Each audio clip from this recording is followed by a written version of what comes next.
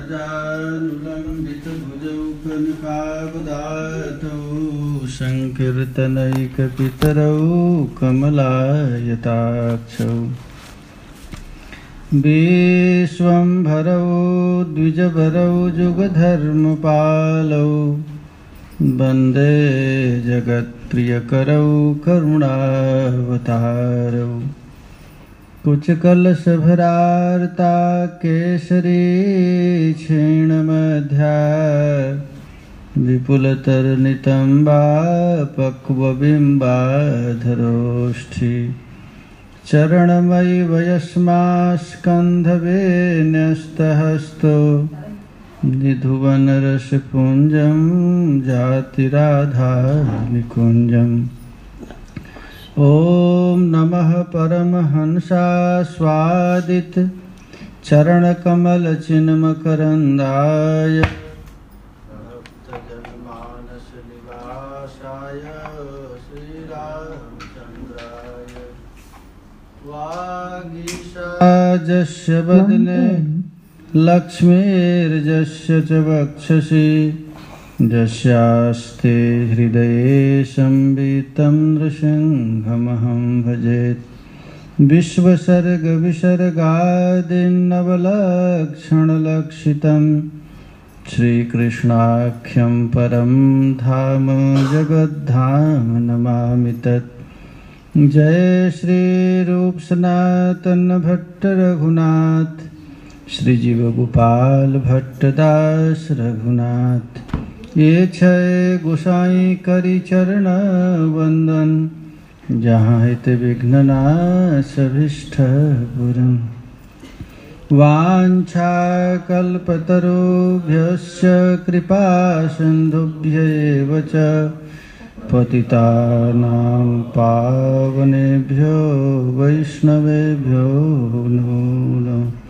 श्री कृष्ण चैतन्य महाप्रभु की, श्रीमद् नित्यानंद प्रभु की, श्री अद्वैत प्रभु की, श्री गदाधर प्राणनाथ की, श्रीवास पंडित की, सकल आचार्य चरण की, ब्रजरानी राधा रानी की, श्री लाडली लाल की, श्री श्री प्रिया प्रियतम की। जय जय श्री राधे, जय जय श्री राधे, निताय गौर हरि बोल। परम मंगलमय अकारण करुणा वरुणालय श्री गौरांग महाप्रभु की महती अनुकंपा से परम रसिक श्रील कृष्णदास कविराज गोस्वामी पाद विरचित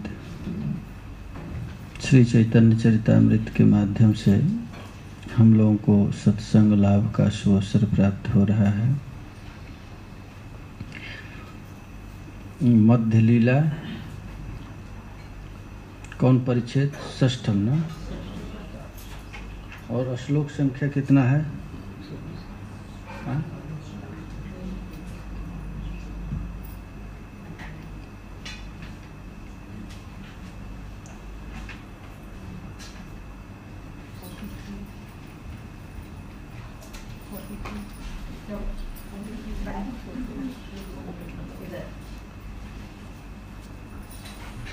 एट्टी एट ना।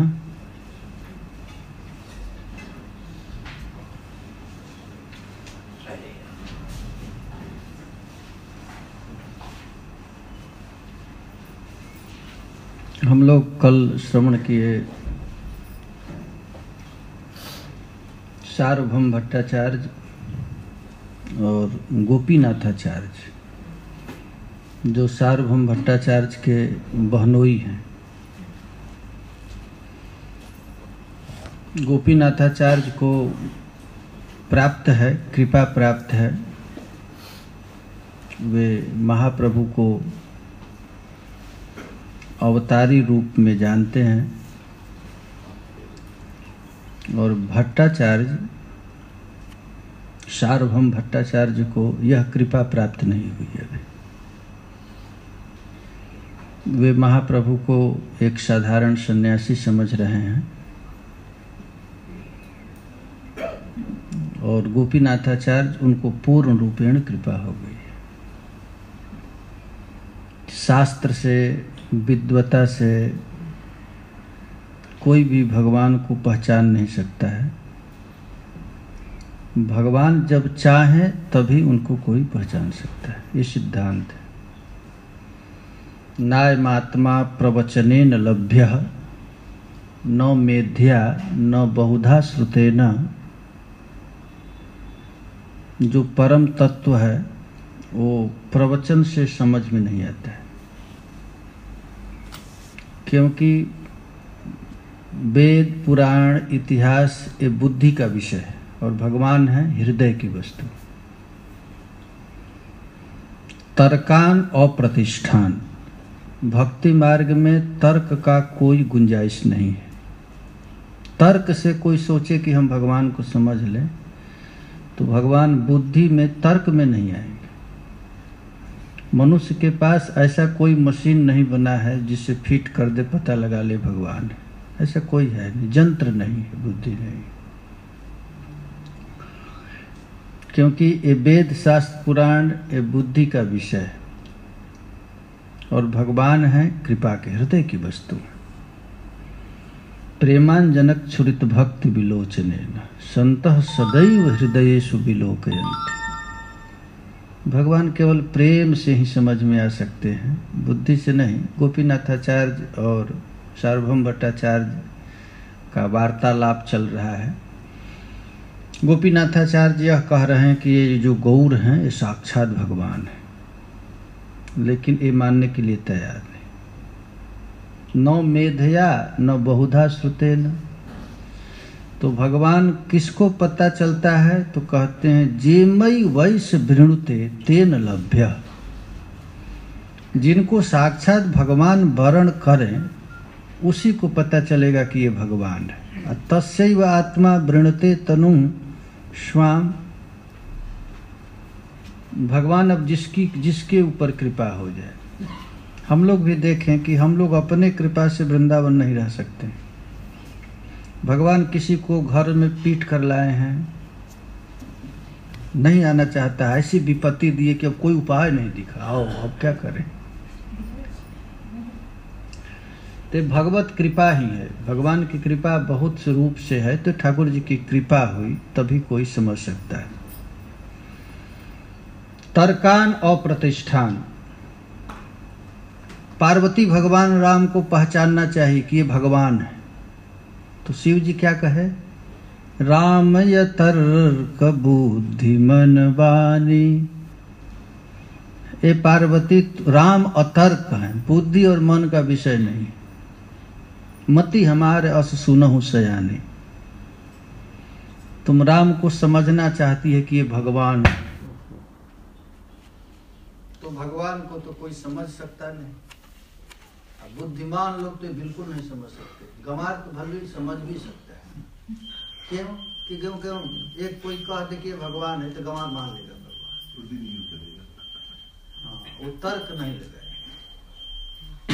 क्योंकि नारद भक्ति सूत्र में पहले ही लिख दिया गया तर्कान अप्रतिष्ठान। यहाँ तर्क की कोई गुंजाइश नहीं, तर्क से भगवान मिलते। और सार्वभौम भट्टाचार्य बुद्धि वर्ग के हैं, बुद्धिजीवी हैं। गोपीनाथाचार्य कह रहे हैं भगवान है, कहे हम कैसे मानो भगवान है? तर्क लगाते हैं, वेद, शास्त्र, पुराण उपस्थित करते हैं, ये भगवान है। तो यहाँ पर आचार्य कहे वस्तु विषय है वस्तु ज्ञान, वस्तु तत्व ज्ञान है कृपा ते प्रमाण। अब शास्त्र में लिखा गया है कि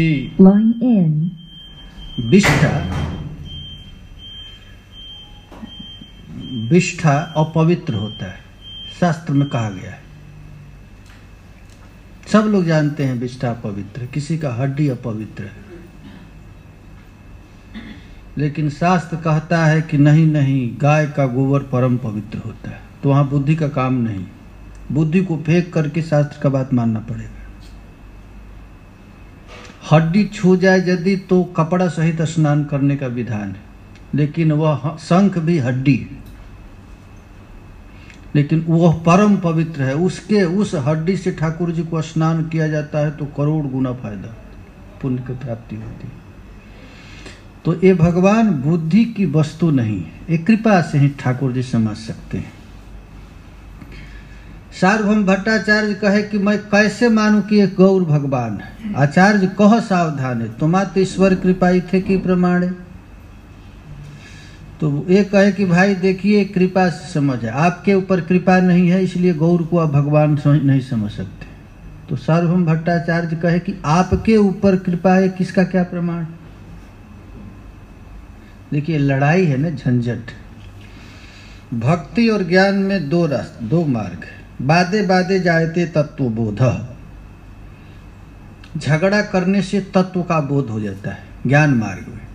अब भक्ति पक्ष में नहीं, भक्ति पक्ष हठ नहीं सठताई, दुष्ट तर्क बहु दूर भगाई। भक्ति और ज्ञान में बहुत अंतर है। भक्ति का अर्थ होता है, भक्ति का नींव चलता है श्रद्धा से। बस गुरु के वाक्य पर श्रद्धा हो जाए तभी चलेगा। कोई विद्यार्थी पढ़ने गया, मास्टर कहा कि क, तो विद्यार्थी कहा कि हम क्यों समझूं कि ये क है, ये ख क्यों नहीं है, क क्यों है। लड़ाई हो गया। इसको हम क ही क्यों कहें, और इसका आकार क ऐसे लिखा गया है, हम ख लिखा है उसको क क्यों नहीं कहूं, ऐसा यदि कोई कहे तो इसका तो कोई प्रमाण है। अब कोई तर्क करेगा तो समझ नहीं सकता है। फिर झगड़ा हो गया, तो क क्यों पहले, ख क्यों नहीं पहले, ख और ख के बाद क क्यों नहीं, ऐसा भी तो कर सकते हैं। झगड़ा हो गया तो कहे कि हाँ क इसलिए कि आगे क तब ख, तब खाओ। अब झूठ मूठ प्रमाण, क आगे ख और तब ख। तब कहा जाता है कि भैया ये शास्त्र क्या है, माँ है। कोई भी व्यक्ति दावा नहीं ठोक सकता है कि यही हमारे बाप है। आंख मूंद करके माँ के बात पर विश्वास करना पड़ता है, तभी बच्चा कहता है ये हमारे। कैसे बच्चा को पता चला ये माँ ये बाप है, तो माँ कहे, माँ रूपी वेद रूपी माता के शरण में जब तक नहीं जाएंगे तब तक पर ब्रह्म को हम समझ नहीं सकते। भट्टाचार्य कहे, गोपीनाथाचार्य कहे, इहार शरीरे सर्व ईश्वर लक्षण। श्री गौरांग महाप्रभु के शरीर में सब ईश्वर का लक्षण है। महाप्रेम वेश तुम्ही पाया छे दर्शन। तुम ही बताओ, जगन्नाथ मंदिर में श्री गौरांग महाप्रभु अष्टसात्विक विकार में होकर बेहोश होकर गिर गए थे। अधिरूढ़ महाभाव का लक्षण इनके श्री अंग में प्रकट हो गया था। आप बताओ किसी मनुष्य में, मरण धर्म मनुष्य में यह प्रेम संभव हो सकता है। गोपीनाथाचार्य कहे, तबु तो ईश्वर ज्ञान ना है तुम्हारे। प्रत्यक्ष महाप्रभु के लीला देखने के बाद भी आपको तो विश्वास नहीं हुआ ये भगवान है। जैसे शिशुपाल दंत वक्त के सामने भी महाप्रभु श्री भगवान का कभी कभी ऐश्वर्य प्रकट हो जाता था, वो साधारण मनुष्य में नहीं, फिर भी वो नहीं समझता था ये भगवान। ईश्वरेर माया यही बड़ी व्यवहार। भगवान की माया है कि बहुत प्रबल है।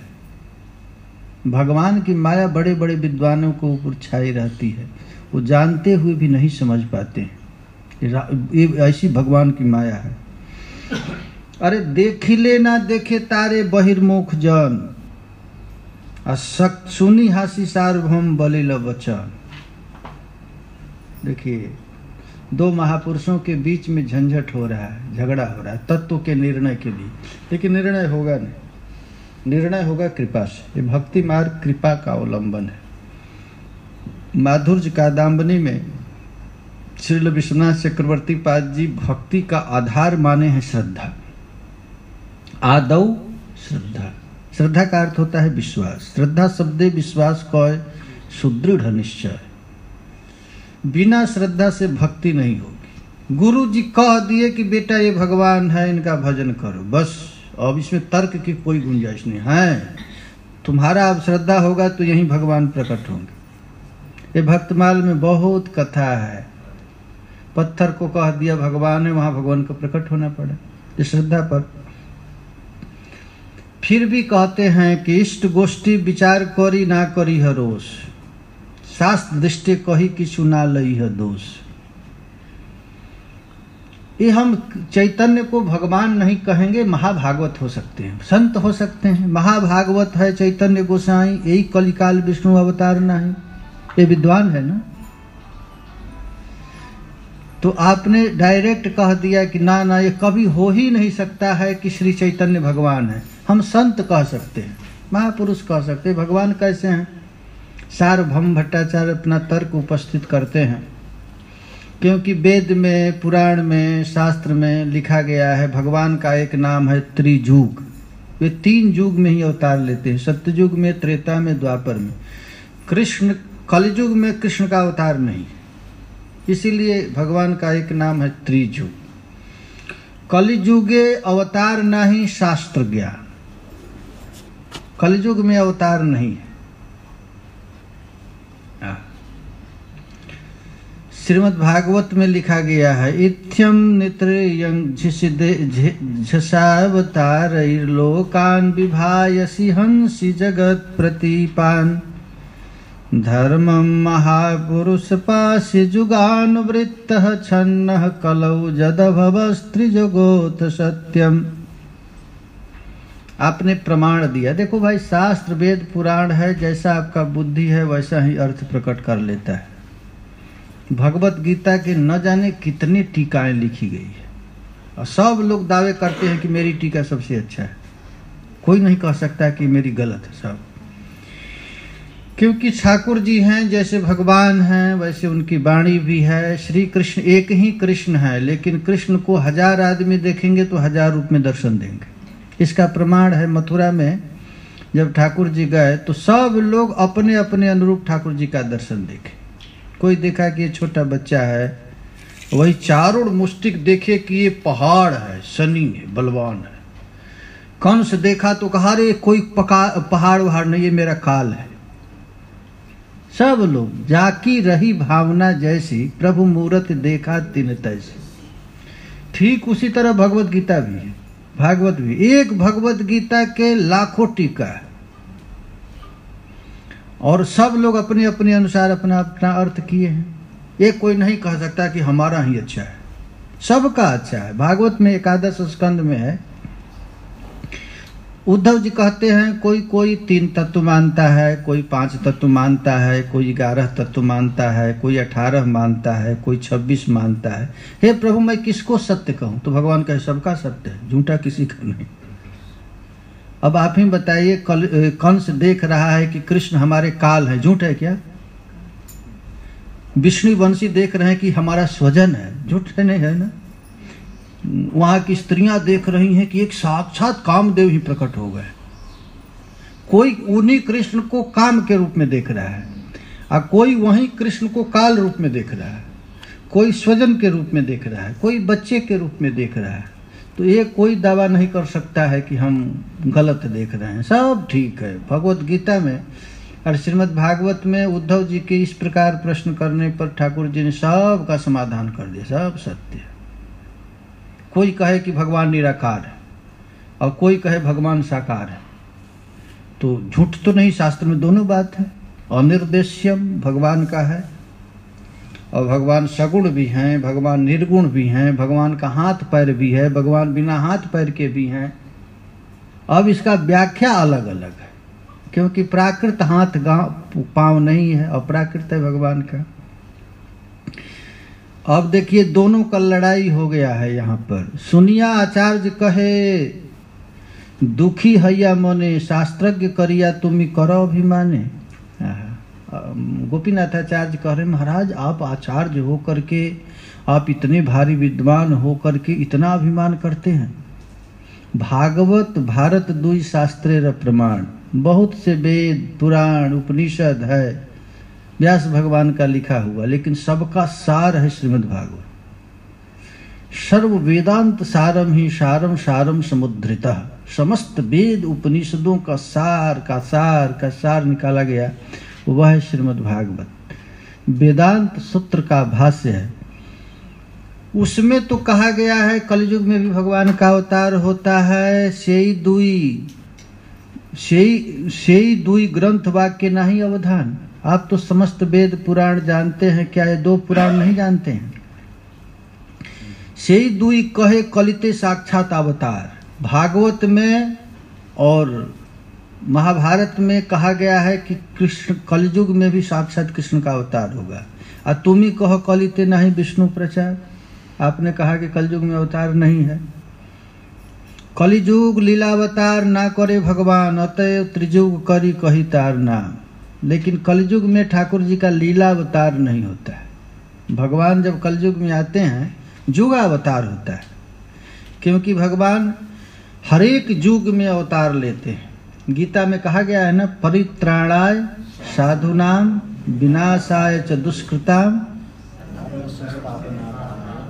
संभवामि जुगे जुगे। जुगे जुगे माने हर युग में मैं अवतार लेता हूँ। मत्स्यास्वकक्ष नृसिंह वराह हंस।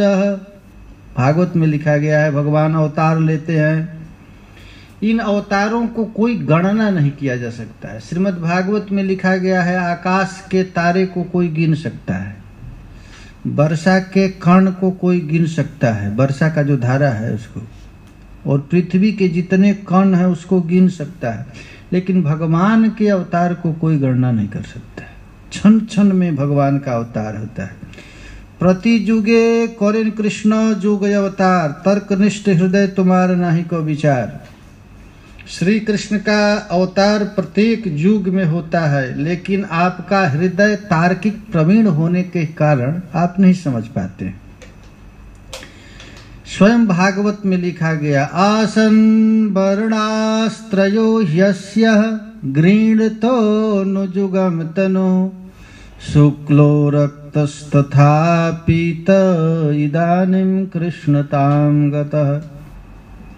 श्रीमद् भागवत में जब गर्गाचार्य जी भगवान श्री हरि के नामकरण कर रहे हैं, उस समय कहते हैं कि भगवान का चारों युगों में 4 वर्ण होता है, 4 प्रकार का रंग से अवतार होते हैं। सत्ययुग में भगवान का अवतार होता है शुक्ल भगवान का एक अवतार है ना, शुक्लांबरधरम विष्णु। भगवान का रंग कैसा है? शुक्ल, बिल्कुल सफेद शुक्ल। और त्रेता में ठाकुर जी का जो रूप होता है वो किस रंग का? रक्ताभ वर्ण का होता है। और कलयुग में भगवान का रंग कैसा होता है? पीत। और इदानीम कृष्णताम गत, अभी द्वापर में, कलयुग में, द्वापर में काला बनकर आया। इदानीम कृष्णताम गत।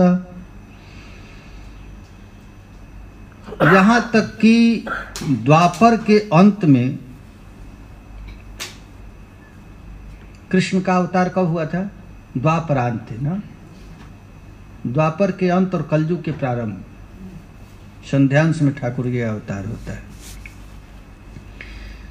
क्योंकि श्रीमद् भागवत के 11 स्कंद में जब नवजोगेश्वर उपदेश दे रहे हैं तो उस समय भी कहते हैं गौर महावैर कलयुग का उपास्य कौन है? तो कृष्ण वर्ण त्विषा कृष्ण सांगोपांगास्त पार्षदम यज्ञै संकीर्तन प्रायै यजन्ति ही सुमेधसा। जो सुमेधा लोग हैं, जिसकी बुद्धि सुंदर है, अच्छी है, तार्किक नहीं है, वे कलयुग में श्री कृष्ण की आराधना किस रूप में करते हैं? अकृष्ण के रूप में। त्विषा अकृष्ण है कृष्ण, लेकिन उनका रंग कैसा है? अकृष्ण। अकृष्ण माने गोरा, काला नहीं, गोरा। और उनके साथ कौन है? तो सांगो पांगास्त पार्षदम, गदाधर, श्रीवास, अद्वैत और नित्यानंद पार्षदों के साथ। श्री गौरांग महाप्रभु अकेले नहीं रहते, भक्तों के साथ रहते। और उन श्री कृष्ण की यदि कोई आराधना करना चाहता है तो उन कृष्ण की आराधना केवल संकीर्तन यज्ञ के द्वारा ही होगा। देखो भाई, हरे कृष्ण कहने से पूजा अपने आप चालू हो जाता है। उसको बाद में लेकर ये सब पूजा की वस्तु की कोई जरूरत नहीं है। हरे कृष्ण नाम प्रभु बल निरंतर, कृष्ण कृष्ण नाम ऐसे उच्चारण करेंगे और पूजा चालू हो गई। कलयुग की विशेषता है। महाभारत में लिखा गया है कि वह भगवान का कैसा स्वरूप होगा, तो महाभारत में कहते हैं विष्णु सहस्त्र नाम में ठाकुर जी का नाम सुवर्णो सुवर्ण वर्णो हेमांगो, ये गौर का अवतार है। वारांगश्चंदनांगदिः संन्यास के क्षमः शांतो निष्ठा शांति परायण। इसमें महाराज एक एक में गौर सुंदर के अवतार का रंग बताया गया। सुवर्ण वर्णो, ये कौन भगवान है जिसका रंग बिल्कुल तप्त कांचन है, गोरा, वो गौर महाप्रभु। ऐसा श्री गौर महाप्रभु का श्री रंग है जैसे हेमांगु, सोना को गलाया गया हो। और उनके अंग में बहुत सुंदर सुंदर श्रृंगार किए हैं। और वह श्री गौर संन्यास व्रत धारण किए हैं, शांत है, निष्ठा है, शांति परायण है ठाकुर जी का। हमको अच्छा नहीं लगता है कि आपके सामने इतना बड़ा बड़ा प्रमाण दें। आप तो बड़े भारी विद्वान हैं, गोपीनाथाचार्य कह रहे हैं, लेकिन इतना हम लक्ष्य प्रवचन कर रहा हूं तो लगता है कि मैं ऊसर भूमि में बीज डाल रहा। हमारी भाषा तो आपको समझ में आएगी नहीं। क्यों नहीं आएगी? क्योंकि तर्क प्रवीण बुद्धि है। अरे भाई, उपदेश उसको दिया जाता है जो स्वीकार करे। ये तो स्वीकार नहीं करे। कुछ लोग कैंची रखे, कुछ भी बोलो काटते। एक बार बनारस में शास्त्रार्थ हुआ। शास्त्र यही हुआ कि भगवान साकार है कि निराकार है। बड़ी बड़ी दिग्गज विद्वान आए वो, और जो साकार मानने वाले थे वही हजारों वेद मंत्रों का उदाहरण देकर कहे कि भगवान निश्चित निराकार है। जितने थे सब ठप हो गए। अब जो निराकार के प्रवचन करने वाले आए थे उनका भी बोलती बंद हो गया। अब हम लोग क्या कहें, तो इतना प्रमाण दे दिए भगवान बिल्कुल निराकार है। अब फिर वही खड़ा होकर के जितना प्रमाण दिए थे उसी वेद से सबको खंडन कर दिए। देखिए, वही खंडन करके फिर वही मंडन कर दिए सब। तो भाई देखो, ये शास्त्र है। अनंत शास्त्रम बहुलास्य विद्या अल्पस्य कालो बहुविघ्नता च जत सारभूतम तदुपासनीयम। अपना बुद्धि को इधर उधर भरगाएंगे तो जीवन भर घूमते रह जाओ। शास्त्र का कोई अंत नहीं। एक भी शास्त्र में आप घुस जाएं तो उसका अंत नहीं। काव्य की कला अनंत, छंद के प्रबंध बहु, राग है रसीली रस कौन कौन पीजिए। कोई अंत तो नहीं है। एक हारमोनिया में भी आप पढ़ जाइए तो जीवन भर सीखते रहे, उसका अंत नहीं। राग रागनी का कोई अंत नहीं। अंत में सरस्वती जी के पास चले जाएंगे, वो भी हक्का बक्का। जब भगवान श्री कृष्ण काली नाग पर नृत्य कर रहे हैं तो सरस्वती अवाक हो गई, किस राग में नृत्य कर रहे हैं। पार्वती जी, भगवान शंकर का बुद्धि काम नहीं किया। तो तार्किक प्रवीण बुद्धि कोई भगवान भक्ति में नहीं आ सकते। कहे कि मैं इतना लंबा लंबा लेक्चर दे रहा हूं, लेकिन मैं जानता हूं उसर भूमिति जेन बीजेर रूप ऐसा ही है कि मैं उसर भूमि में बीज का रोपण करता हूं। ये बीज जमेगा नहीं, सूख जाएगा। हरे कृष्णा कृष्णा कृष्णा हरे हरे, हरे राम राम राम हरे हरे। तब कैसे होगा? तो तुम्हार ऊपर तार कृपा जब होवे। देखो, ये कृपा साध्य। प्रभु कैसे प्राप्त होते हैं? कृपाद्या लेश द्वारा। नारद भक्ति कृपा के लेश से ही पता हो जाएगा। ये सब सिद्धांत तब तुम ही कही। जब कृपा होगी तब सिद्धांत समझ आएगा। सत्य पूछा जाए तो सार्वभौम भट्टाचार्य जी संसार के सबसे बड़े विद्वान हैं। बड़े बड़े दिग्गज सन्यासी भी उसने शास्त्र ज्ञान पढ़ने के लिए आते हैं। आपके सामने तो मैं आपके शिष्य लायक भी नहीं। गोपीनाथाचार्य कहे अहिहार की दोष यही माया प्रसाद प्रमाण देते हैं। जत शक्तयो वदताम वादिनाम वै विवाद संवाद भुवो भवन्ति कुर्वन्ति चैषां मुहुरात्ममोहं तस्मै नमोऽनंत गुणाय भूम्ने।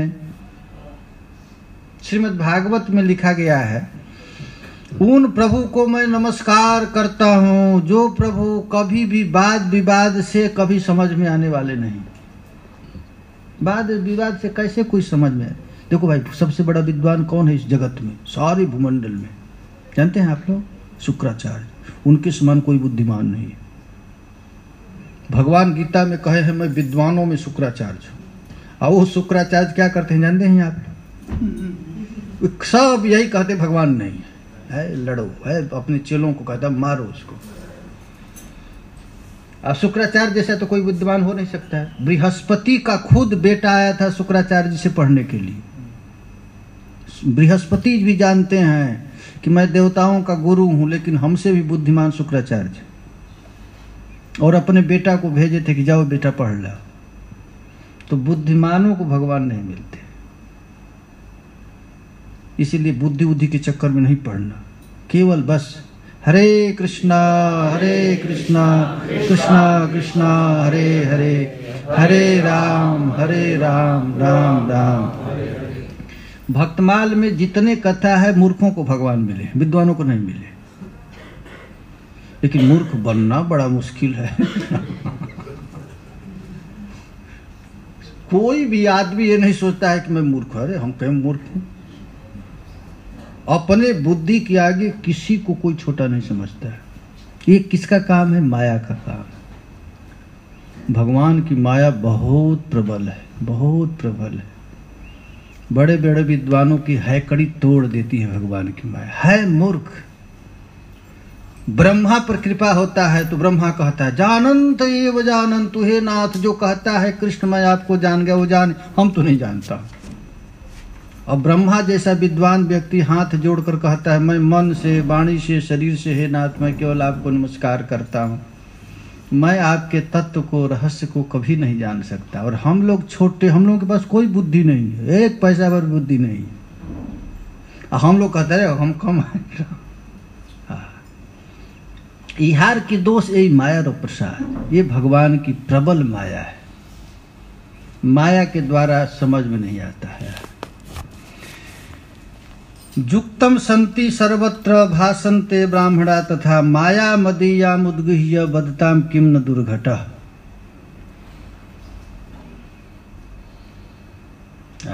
ये माया है, ये माया। माया मन जानते हैं ना? माया मन जानते हैं ना? यही है माया। जय जय श्री राधे। हम ठगनी हम जानी।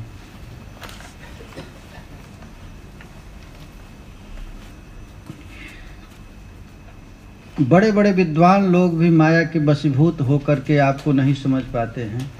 जय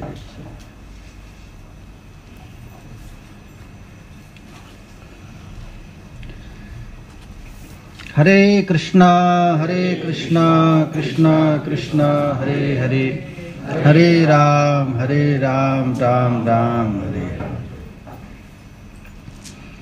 तो उन प्रभु को जानने के लिए माया से दूर होना पड़ेगा।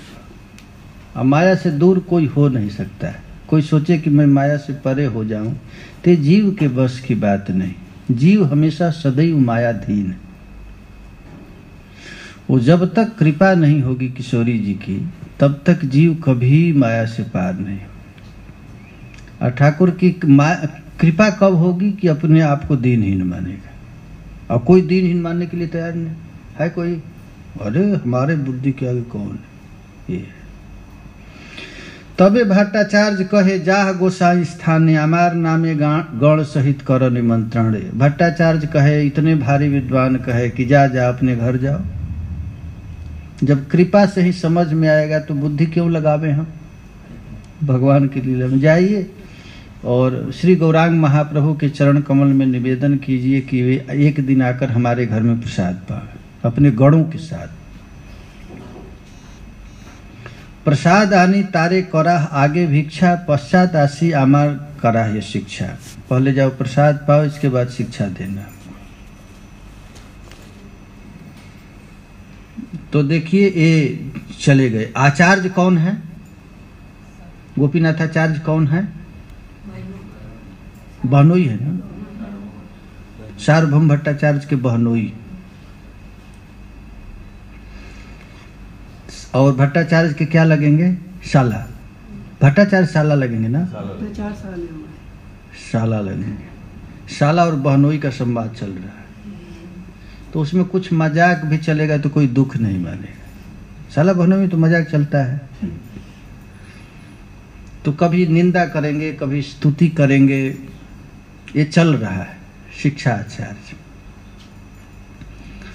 लेकिन भक्तों को जब गोपीनाथाचार्य ने महाप्रभु के भक्तों के पास जाकर के कहे कि ये भट्टाचार्य तो श्री गौर महाप्रभु को कभी भी भगवान मानने के लिए तैयार नहीं है, तो भक्तों को थोड़ा दुख लगा। इतना भारी विद्वान, अब पैसा एक पैसा भी बुद्धि नहीं उसको, क्योंकि भगवान की स्वभाव है। भगवान जब अवतार भी लेते हैं जगत में तो विद्वानों के पास नहीं जाते, मूर्खों के पास, बंदर के पास गए। भगवान राम को केवल 5 लोग मिले, चैतन्य महाप्रभु को 3.5 मिले और कृष्ण को केवल 1 मिला। देखिए ऐसी कौन प्रभु की रीत, बिरद हेतु पुनीत परिहरि पामरन सो प्रीत। ये भगवान की आदत तो देखिए, बड़े बड़े विद्वानों को दूर से फेंक देते हैं, इसको अपने विद्या पर घमंड है, विद्या से मुझे पा लेगा। अब पामरन सो प्रीत, जटायु अजामिल गीध सुतीक्ष्ण, उन लोगों को आलिंगन करते चलता है, भगवान का स्वभाव। भगवान राम को 5 मिले हैं, जटायु, सुतीक्ष्ण, सबरी, केमठ और हनुमान। विभीषण नहीं मिला। सोई करतूत विभीषण केरी, जो पाप रावण किया था वही पाप तो फिर विभीषण किया। लेकिन भगवान का एक स्वभाव है, एक बार जो मेरे शरण में आता है, जन अवगुण प्रभु मान न काऊ। ये भगवान का स्वभाव है, एक बार शरण में आ जाए तो उसका दोष ठाकुर जी कभी देखते नहीं। राम के लीला में 2 बहुत खतरनाक थे, एक विभीषण और एक सुग्रीव। जो पाप बाली किया था वही बाद में पाप किया, कौन? सुग्रीव ने किया। और जो रावण पाप किया था वही पाप फिर विभीषण किया। सोई करतूत विभीषण केरी, और सोई करतूत कुकंठ कुचाली कहा गया है। लेकिन सपना में भी ठाकुर जी उनका दोष नहीं देखे, क्योंकि भगवान का स्वभाव है जनयव गुण प्रभु मानन काऊ। एक बार यदि कोई शरण में आ जाए, सक्रि देव प्रपन्नाय तवास्मीति च याचते अभयम सर्वभूतेभ्यो ददाति मे तद्व्रतम। वाल्मीकि रामायण में तो राघवेंद्र सरकार कहते हैं कि मित्र भावेन संप्राप्तम न त्यजामि कदाचन। देखो ऐसा श्लोक किसी वेद पुराण में नहीं, ऐसा भगवान का शरणागत भक्त है। एक बार कोई जीव हमारे शरण में आ जाए, आने के बाद दोष देखता हूं इसमें दोष है, फिर भी हम उसको ध्यान ही नहीं, देखता ही नहीं, तो कोई कहेगा कि तब तो पाप लगेगा, वो दोष करेगा तो पाप लगेगा, आपको भगत को नरक में जाना पड़ेगा। तो कहते ना हमारा भगत नरक में जाएगा नहीं, तो पाप किया है उसका दोष कौन खाएगा? तो जो उसकी निंदा करेगा वो खा लेगा। भक्त यदि बन जाए और उसकी यदि उसमें पाप है, कुछ पाप पूर्वाभ्यास बस पाप है, और कोई देख लिया कि रे पाप कर रहा है, तो उसका पाप वो खा गया। हमारा भक्त कोई पाप नहीं खाता, पाप भोगता है। हमारा भक्त पाप और पुण्य दोनों नहीं करता, पुण्य भी नहीं करता, क्योंकि पाप पुण्य जब तक रहेगा तब तक शुद्ध भक्ति का अनुसरण कर नहीं सकता है। पुण्य भी भक्ति से बड़ा दूर फेंक देता है। तो पुण्य यदि कदाचित हमारा भक्त कर लेता है तो उसका पाप को, उसका फल कौन भोगेगा? तो जो उसकी प्रशंसा कर लेगा वो भोग लेगा। भक्तों की जो प्रशंसा करेगा वो पुण्य का फल ले लेगा। आप निंदा करेगा तो पाप का। लेकिन हमारा भक्त तो शुद्ध भक्ति करता है, ये भगवान का स्वभाव है। तो इस प्रकार श्री गौरांग महाप्रभु भट्टाचार्य ना, या ये देखिए ठाकुर का स्वभाव है। आश्चर्य लगा कि इतना भारी विद्वान को ये बुद्धि काम नहीं कर रहा है। श्री गौरांग महाप्रभु के शरीर में अष्ट सात्विक विकार और प्रेम का महादशा जो केवल प्रिया जी के शरीर में संभव हो सकता है, दूसरे शरीर में नहीं, वो महाप्रभु के शरीर में देखे फिर भी विश्वास नहीं, क्योंकि कृपा नहीं है।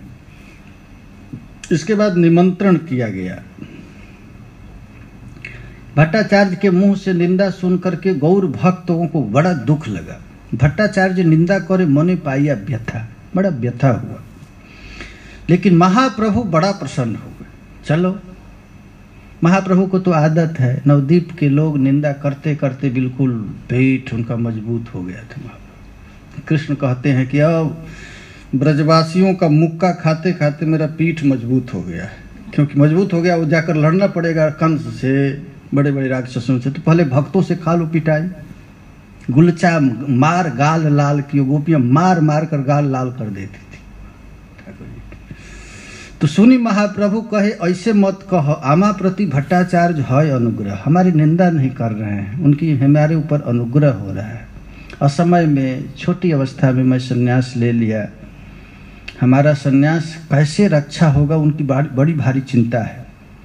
हमार संन्यास धर्म चाहे न राखी थे, हमारा संन्यास धर्म का रक्षा करना चाहते हैं और निंदा नहीं करते हैं। माता पिता यदि बच्चों को थोड़ा गाली दे, थोड़ा झप्पड़ मारे तो माता बालकों को खुश होना चाहिए, कम से कम मारने वाला तो कोई है। वात्सल्य करुणा करे इनकी दोषी है थे, ये तो उनकी वात्सल्य कृपा है, आप इन लोग चिंता मत कीजिए। दूसरे दिन श्री चैतन्य महाप्रभु भट्टाचार्य के घर गए, आनंद करीला जगन्नाथ दर्शन। भट्टाचार्य और महाप्रभु मिलकर के जगन्नाथ जी का दर्शन करने गए। भट्टाचार्य के साथ मंदिर आए और भट्टाचार्य जगन्नाथ मंदिर में उनकी बोलती थी, कोई उनके आगे पूछे बोलता नहीं था। और वहाँ के मुख्य आचार्य थे पढ़ाने लिखाने। तो भट्टाचार्य कहे कि यहाँ पर सब विद्यार्थी हैं, मुझसे रोज वेदांत पढ़ते हैं, तो आप भी वेदांत पढ़ा कीजिए। प्रभु को आसन दे दिया गया और भट्टाचार्य पढ़ाना चालू कर दिया। आहा, देखिए भगवान का स्वभाव है। बड़े लोग होते हैं ना, झुकने में शर्माते नहीं, छोटे को अकड़ होती है और बड़े को। श्री गौरांग महाप्रभु भट्टाचार्य के पास बैठ करके पढ़, प्रभु रे आसन दिया आपने बसीला, आसन दिए और भट्टाचार्य श्री चैतन्य महाप्रभु को पढ़ाना प्रारंभ कर दिया। वेदांत पढ़ाइते तबे आरंभ करीला, स्नेह भक्ति करी किशु प्रभु रे कहिला। अब देखिए पढ़ा रहे हैं, रामायण में लिखा गया है, जिन भगवान राम के नाक से चारों वेद निकला है और वह भगवान बालक बन करके गुरु जी के यहाँ हाथ जोड़ करके पढ़ रहे हैं। ठाकुर जी यहाँ श्री गौर महाप्रभु पढ़ रहे हैं और ये वेदांत श्रवण यही सन्यासी धर्म कह रहे हैं कि वेदांत पढ़ना सन्यासियों का धर्म और निरंतर करो तुम वेदांत श्रवण। अरे भाई, चुपचाप बैठने से मन इधर उधर भागता रहता है, इसलिए साधु लोग 24 घंटा लगे रहते हैं। ये नहीं कि 1-2 घंटा सत्संग करे, सुबह से सोते समय तक केवल सत्संग में रहते हैं। सुबह उठना है, ठाकुर जी को मंगला आरती करना है, फिर स्नान कराना है, फिर भोग बनाना है, फिर लगाना है, फिर भागवत पढ़ना है, वेदांत, ये हमेशा लगा रहना चाहिए।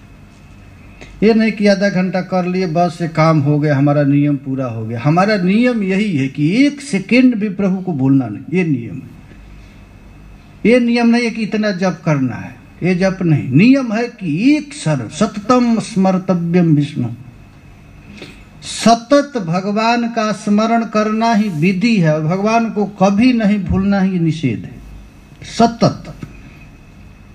तो भट्टाचार्य कहे कि तू असमय में संन्यास ले लिया है, तुम्हारा संन्यास धर्म की कैसे रक्षा होगी, इसलिए तुम वेदांत श्रवण कर।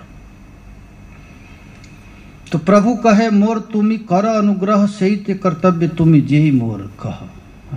आप जैसे बड़े विद्वान हमारी चिंता कर रहे हैं, इससे बढ़कर सौभाग्य हमारा क्या होगा। तो भट्टाचार्य कहे कि 7 दिन तक बैठ करके श्रवण कीजिए, 7 दिन पर्यंत ऐसे करे न श्रवण। भट्टाचार्य कथा बोल रहे हैं वेदांत। देखिए वेदांत पर सभी संप्रदाय का अपना अपना भाष्य है, सबके पास। श्री संप्रदाय का है, अद्वैत संप्रदाय का है, निम्बार्क संप्रदाय का है, सभी संप्रदाय, द्वैताद्वैत, शुद्धाद्वैत, विशुद्धाद्वैत, अचिंत भेदा भेद, जितने भी तत्व सबका भाष्य है। यदि भाष्य कोई नहीं लिखेगा तो उस संप्रदाय को मान्य नहीं होगा। बाद में गौड़ीय संप्रदाय का भी भाष्य लिखा गया। खैर गौड़ीय संप्रदाय का कोई भाष्य इत्यादि नहीं, श्री चैतन्य महाप्रभु का श्रीमद् भागवत ही हमारा भाष्य है। फिर भी संप्रदाय वाले नहीं माने तो साक्षात गोविंद देव जी ने गोविंद भाष्य लिखा बलदेव विद्याभूषण के माध्यम से। तो वेदांत का पाठ पढ़ा रहे हैं और श्री गौर महाप्रभु हाथ जोड़ करके सुन रहे हैं। 7 दिन तक एक शब्द नहीं बोले, केवल सुनते रहे। अष्टम दिवसे तारे पूछे सार्वभौम, 8वां दिन पूछे 7 दिन कर तुम्हें वेदांत श्रवण। 7 दिन तक सुना लेकिन कभी हाँ ना, कुछ प्रश्न कुछ उत्तर कुछ नहीं बोले। भाल मंद नहीं कह रह मौन धरी, चुपचाप आप बैठ करके सुनते रहे, कुछ भी नहीं कहे। वो बहुत अच्छा कह रहे हैं, बहुत खराब, कुछ भी तो नहीं कहे। बूझ कि ना बूझ यह बूझीते न पारी, तुम बूझ रहे मूर्ख हो कि विद्वान, समझ में तो नहीं आ रहा है कुछ, आखिर क्या बात है। अरे भाई तुम्हारे फेस देखने से यह भी पता नहीं, आंख का भी तमतमाते नहीं, बहुत अच्छा, ऐसा भी तो नहीं करते, कुछ भी तो नहीं बोल रहा है, कोई एक्शन नहीं। तब श्री चैतन्य महाप्रभु कहते, देखिए महाप्रभु के पास एक बहुत बड़ा बल है, बड़ा भारी बल है। वो क्या है? दीनता। देखिए भक्तों का सबसे बड़ा बल है। किसी को पीटना है तो झुक जाओ, पीट दोगे। कोई आपके पास, आपका दुश्मन आपके घर में आ गया, उसको दिव्य सिंहासन पर बैठा दो, कुछ खिला दो, आरती पूजा करो, तुम जीत गया। लड़ने से कोई जीता नहीं जाता। ये गौर को आता है और किसी को आता नहीं, महत्पुरुष को आता है। क्योंकि महापुरुष लोग अहंकार को बड़ा दूर फेंक दिए रहते हैं, उनको झुकने में मजा आता है। और हम जैसे मूर्ख आदमी अकड़ जाते हैं, हम क्यों झुकेंगे। तब नहीं झुकेंगे तो क्या होगा? चलो कोर्ट में तारीख पर तारीख चलते रहो, झुकेगा नहीं। तो चैतन्य महाप्रभु से जब इस प्रकार कहे तो महाप्रभु कहते हैं, प्रभु कहे मूर्खामी नाही अध्ययन। ऐसा बड़े विद्वान की दिग्विजयी वीर को भी नवद्वीप में हरा दिए थे। पूरा संसार में उनकी तुति बोलती है गौर महाप्रभु की, लेकिन कह क्या रहे हैं? मूर्खामी नाही अध्ययन, तुम्हारा अज्ञाते मात्र करिए श्रवण। हमको कुछ समझ में नहीं आता है, आप जो प्रवचन कर रहे हैं बिल्कुल समझ में नहीं आता, फिर भी आपका आदेश है सुनना चाहिए, इसलिए सुन रहा हूं।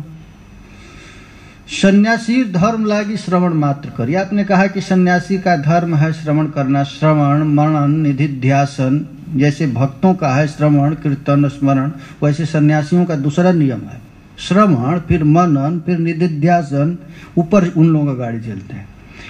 तो केवल आपके आदेशानुसार मैं श्रवण कर रहा हूँ, तुम ही यही अर्थ कर बूझते न पारे।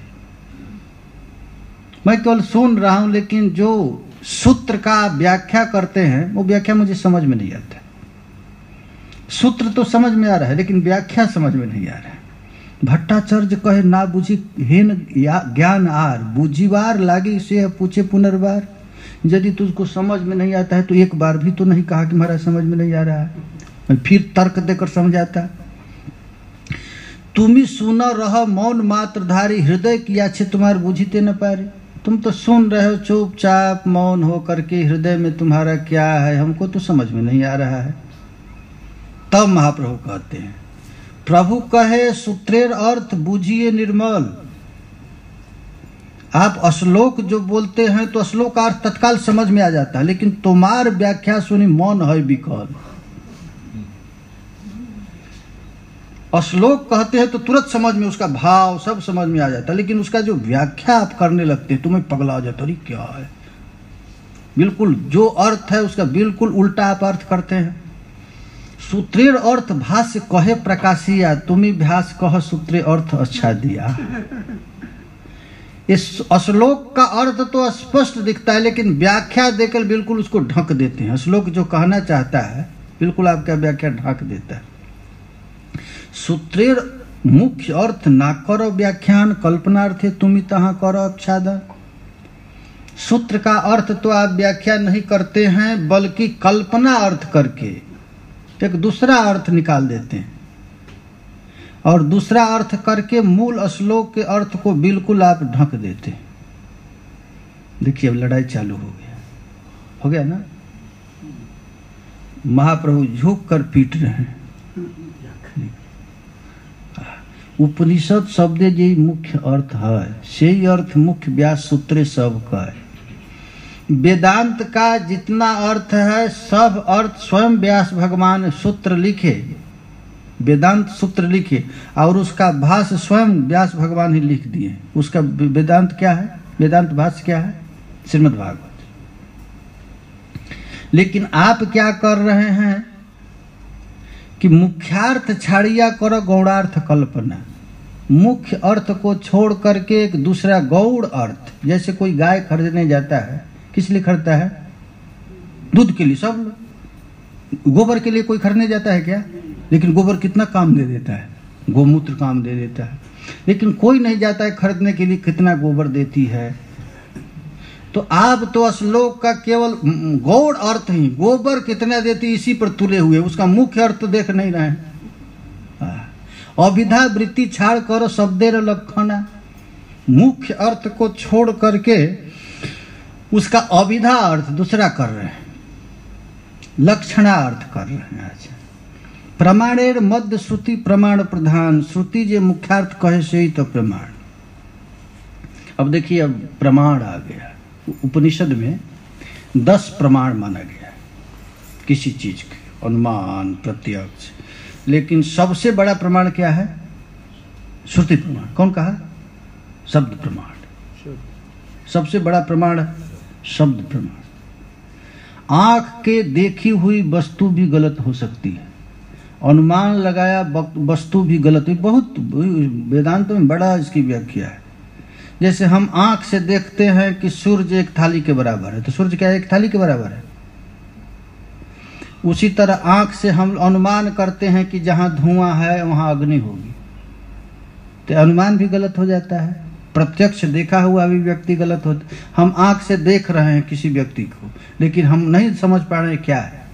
उसके साथ रहेंगे, बोलेंगे, तब भी नहीं समझ में आएगा। तो प्रत्यक्ष प्रमाण भी गलत हो सकता है, अनुमान भी, एति भी। 10 प्रमाण है, सब गलत हो सकते हैं।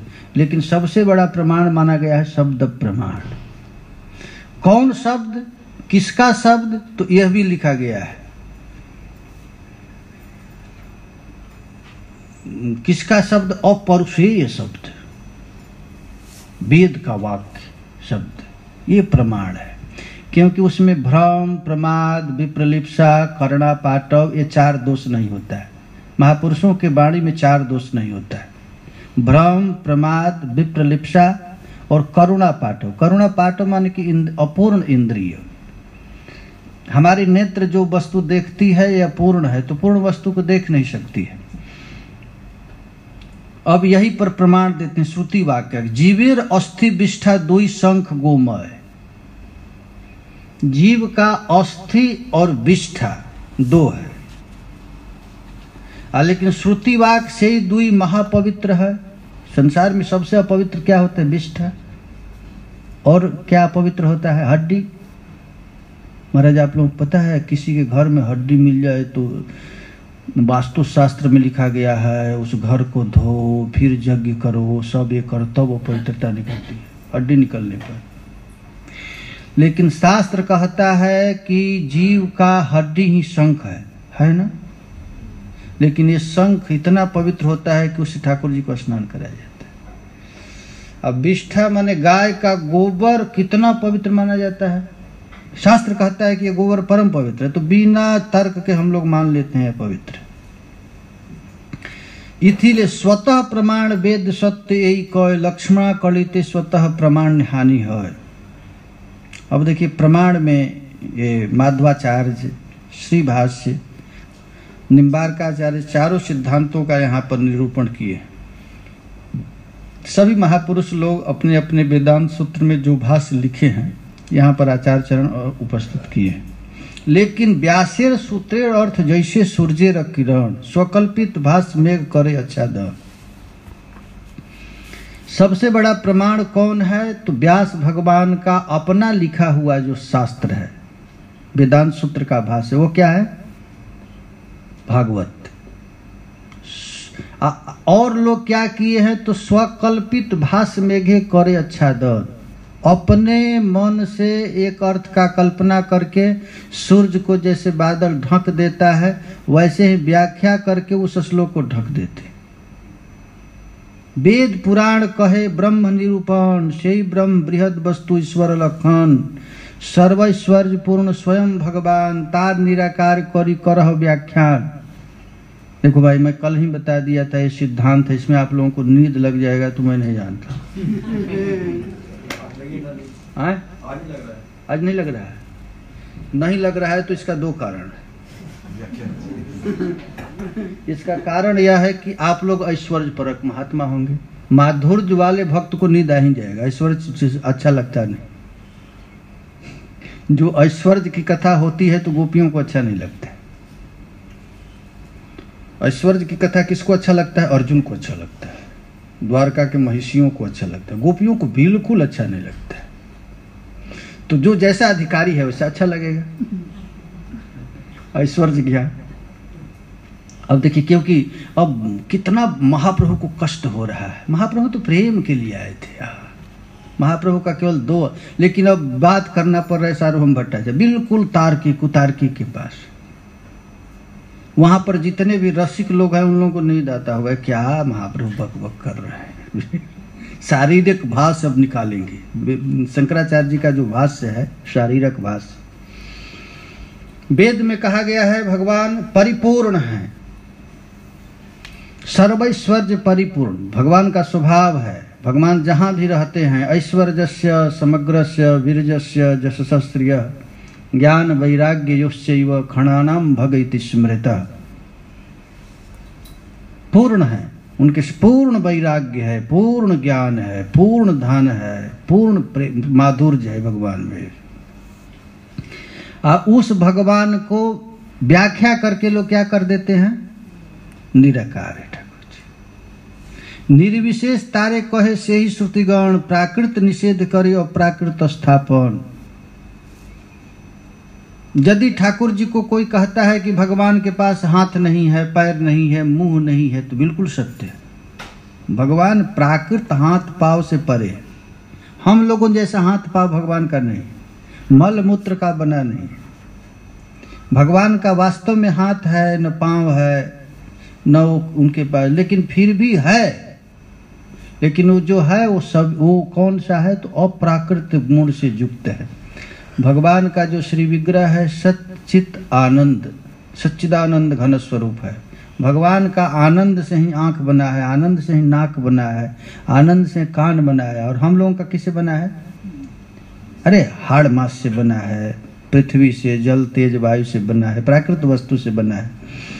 प्राकृत निषेध करे अप्राकृत स्थापन। भगवान का प्राकृत हाथ पांव नहीं है, अप्राकृत है। श्रुति कहते हैं अपाणिपादो जवनो गृहीता पश्यंत चक्षु नश्नोत्य कर्णः। भगवान बिना पैर के हैं, नहीं पग चल, कैसे है तुलसीदास जी इसका अनुवाद किए हैं, बिनु पग चले सुनहि बिनु काना। बिना पैर के भगवान चलते हैं और बिना कान के भगवान सुनते हैं, यही है। अपाणिपादो जवनो गृहीता। भगवान के पास पाणी है न पैर है, लेकिन बड़ा तेज चलते हैं। अपश्यंत चक्षु नश्नोत्य कर्णः। भगवान के पास आंख नहीं है लेकिन बड़ा तेज देखते हैं। भगवान के पास कान नहीं है फिर भी सुनते हैं। सवेति वेद्य, लेकिन उस प्रभु को वही जान सकता है जिनको जानना चाहते हैं। लिखते हैं जाह जाह श्रुतिर्जल्पति निर्विशेषम साभिधत्ते सविशेषमेव। और श्रुतियां जिस वस्तु को जल्पना करती है कि यह निर्विशेष है, निर्विशेष करने का अर्थ होता है वो प्राकृत वस्तुओं से परे है, अप्राकृत दिव्य है। ये विचार से ही समझ में आता है, ऐसे कोई समझ में नहीं आ सकेगा। देखिए कृष्णदास कविराज गोस्वामी इतना क्लिष्ट शब्द को इतना सरल रूप में बता रहे हैं। देखो इसी को समझने के लिए तैतरीय उपनिषद है, ईशोपनिषद है, कठोपनिषद है, केवल यही सिखलाने के लिए। लेकिन यहाँ कितना सरलता से, इनका लक्ष्य है प्रेम में जाना, लेकिन ये आ गया है तो इसको भगाएंगे धीरे धीरे। ब्रह्म हईते जन्मे विश्व ब्रह्म ते जीवय, ये सारा संसार की सृष्टि कहाँ से हुआ है? ब्रह्म से हुआ है। तो सही ब्रह्म पुनरपि है जाए लय, सारा संसार निकला है भगवान से और फिर भगवान में ही जाकर मिल जाता है। जस्य प्रभा प्रभवतो जगदंड कोटि कोटिश्वशेष वसुधादि विभूति भिन्नम, सारा विश्व ब्रह्मांड भगवान के तेज से निकला है सब कुछ। अच्छा एक कहाँ से आया है? माइक है ना, पूछे गए कहाँ से आया है तो आप कह देंगे दुकान से आया। दुकान से ना, दुकान वाले कहें पूछे कि दुकान में कहाँ से आएगा तो कह देंगे फैक्ट्री से आया। फैक्ट्री वाले पूछेंगे कहाँ से आया है तो कहें लोहा से बना है। फिर पूछेंगे कि लोहा कहाँ से आया है तो पृथ्वी से आया है। पृथ्वी में कौन किसका बाप रखा है? पृथ्वी में तो मैया अध्यक्षेण प्रकृति ही सूयते सचराचर, समस्त वस्तु। ये पन्ना कहाँ से आया है पूछेगा तो कहेंगे दुकान से आया है। देखिए सब कृष्ण से ही निकला है और रूपांतर करके मेड इन इंडिया लिख देते हैं, चाहे इसका ये है कह दी। ये कागज कहाँ से आया? दुकान से। दुकान वाले कहाँ से आए? फैक्ट्री से। फैक्ट्री कहाँ से लाए? तो घास से बनाए। घास कहाँ से आया? पृथ्वी से। अब पृथ्वी में घास कौन जन्म किया? भगवान। सारा संसार, यहाँ जो कुछ भी वस्तु है, जो विद्या से संपन्न जोगी है वह प्रत्येक वस्तु में कृष्ण को ही देखता है, क्योंकि वो कारण देखता है। ये वस्त्र को, ये वस्त्र कहाँ से आया? बताइए। कपास से निकला। कपास कहाँ से आया? पृथ्वी से आया। पृथ्वी में कौन रखा? अरे सर्व बीज प्रदः पिता, सबके बीज दाता तो श्री कृष्ण ही है। यह लक्षण बताते हैं। बस उपादान कारण अधिकरण कारण तीन, भगवानेर सविशेष यही तीन चिन्ह। सारा विश्व ब्रह्मांड जो कुछ भी दिख रहा है वो सब श्री कृष्ण ही है। यह जगत कैसे बना है? कृष्ण से ही बना है। और जगत को चला कौन रहा है? कृष्ण ही चला रहा है। फिर जगत अंत में कहाँ चला जाएगा?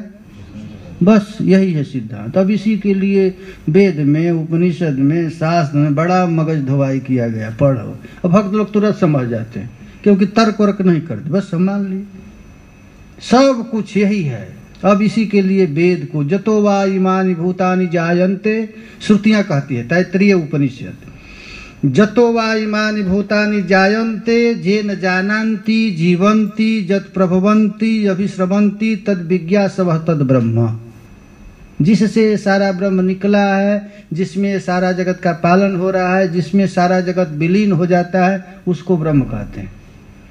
हमको ये सब सिद्धांत अच्छा नहीं लगता है, हमको प्रेम में रहने का मन करता है। ये सब तो बहुत पढ़ाई भले पढ़ चुके, अब तो केवल बस प्रिया जी के चरण कमल में श्याम सुंदर लौट रहे हैं, वही कथा अच्छी लगती। ये सब केवल पीटने के लिए कथा कही गई है। बस आना है वहीं पर निकुंज में, जिसको देने के लिए श्री गौर महाप्रभु आए थे। लेकिन किसी का बुद्धि यहीं तक सीमित रह जाता है। लेकिन गौर इसके लिए नहीं आए। गौर भार पड़ गया, कहाँ से मैं इस चक्कर में पड़ गया। ये जैसे असुर लोग होते हैं ना, असुरों से लड़ने में लड़ रहे हैं। कृष्ण का दो काम में बड़ा मजा आता है, लव एंड वॉर। या तो लड़ाई करे, ये देखिए कृष्ण जैसे रावण से लड़ाई हो रहा है, ऐसे सार्वभौम भट्टाचार्य से लड़ाई हो रहा है, बाण पर बाण चल रहा है।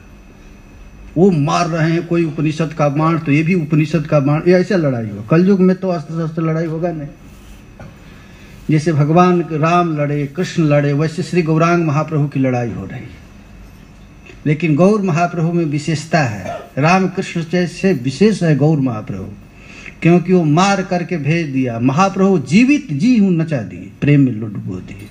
ये गौर की विशेषता है। भगवान बहु हैते जबे कैल मन, प्राकृत शक्ति ते तबे कैल विलोकन, से काले नाही जन्मे प्राकृत मनोमय, अतएव अप्राकृत ब्रह्म नेत्रे मन। देखिए कितना बड़ा बड़ा सिद्धांत है, इसको कितना सरल में बता रहे हैं। भगवान की जब इच्छा हुई सृष्टि करने की, तो ठाकुर जी ने अपने नेत्र से प्रकृति पर दृष्टिपात किए। श्रीमद् भागवत 2 स्कंध। जब दृष्टिपात किए तो गर्भाधान हो गया। देखिए प्रकृति पर भगवान कैसे दृष्टिपात करते हैं। जब ठाकुर जी दृष्टि डाले तो प्रकृति में क्षोभ उत्पन्न हो गया, तो प्रकृति के 3 बेटा हो गए, सत्व रज तम, 3 गुण। से काले नाही जन्मे प्राकृत मनोमय। अब आप समझ जाइए, उस समय तो सृष्टि हुआ नहीं, तो भगवान के पास मन था ना, तभी तो मन में आया कि हम संकल्प करूं। तो वो मन कहाँ से आया? लोग कहते हैं भगवान मन के बस में नहीं, मन से परे हैं। तो मन के पहले भी भगवान के पास मन था, हाथ था, पैर था, इसको कोई समझता नहीं ज्ञानी लोग। इसलिए कहते हैं भगवान निर्विकार है, निराकार है, निर्विशेष हैं, अलक्ष्य हैं। भगवान को कोई लक्ष्य करके नहीं दिखा सकता, यही भगवान है। श्रीमद् भागवत में लिखा गया, अंगुल्या निर्देश पूर्वकम, अंगुली से दिखाकर कहते हैं कि मैं ही हूँ। अहमेवा समेवाग्रे नान्यत् सदसद्वहम् पश्चादहम यदि तत्र सो वशिष्येत सोष्यहम्। ब्रह्मा जी से अपने अंगुली दिखा करके कह रहे हैं, देख सृष्टि के पहले केवल मैं था। अंगुल्या निर्देश पूर्वकम। अब इस भगवान के दिव्य शरीर को कोई कहे कि भगवान तो निराकार हैं, कृष्ण शरीर को क्यों कहते हैं? तो आचार्य लोग टीका कहते हैं, नहीं नहीं, ये जो श्री कृष्ण है ये प्राकृत इंद्रिय वाला नहीं है। देखो भाई, भगवान जन्म नहीं लेते हैं ना, फिर भी जन्म लेते हैं। भगवान अजन्मा होकर भी जन्म लेते हैं। भगवान को किसी से भय नहीं, लेकिन भगवान को भय है कि नहीं? मैया से थर थर कांपते हैं, जरासंध के भय से द्वारिका चले गए।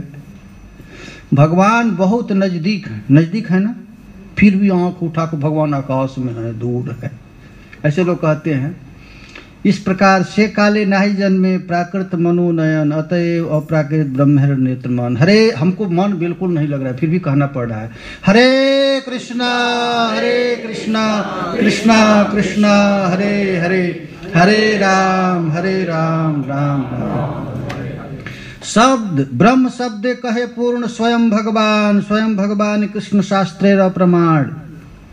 देखा, वही भट्टाचार्य इतना प्रेमी बन जाएंगे। लेकिन महाप्रभु का मेहनत परिश्रम कभी निष्फल नहीं जाएगा। गौर महाप्रभु लड़ाई कर रहे हैं ना, उनके सूखे हुए लकड़ी को पेर करके उसमें से रस निकालेंगे गौर महाप्रभु। ये सन्यासी लोग क्या है? तार्किक कौन है?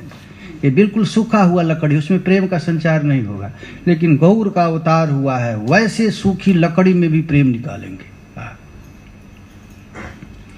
वेदेर निगूढ़ अर्थ बुझन न जाए, पुराण वाक्य से ही अर्थ करय निश्चय।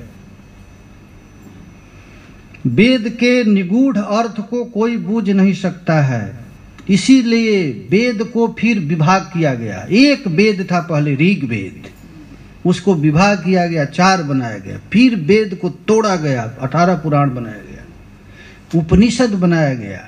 वेद को समझने के लिए ही इतना। व्यास भगवान एक वेद को लिख रहे थे, 4 वेद किए, फिर 108 उपनिषद किए, फिर पुराण किए। एक चेला कहा, गुरु जी क्या आप करते रहे, जब देखो तब लिखते रहो, क्या कर रहे हैं?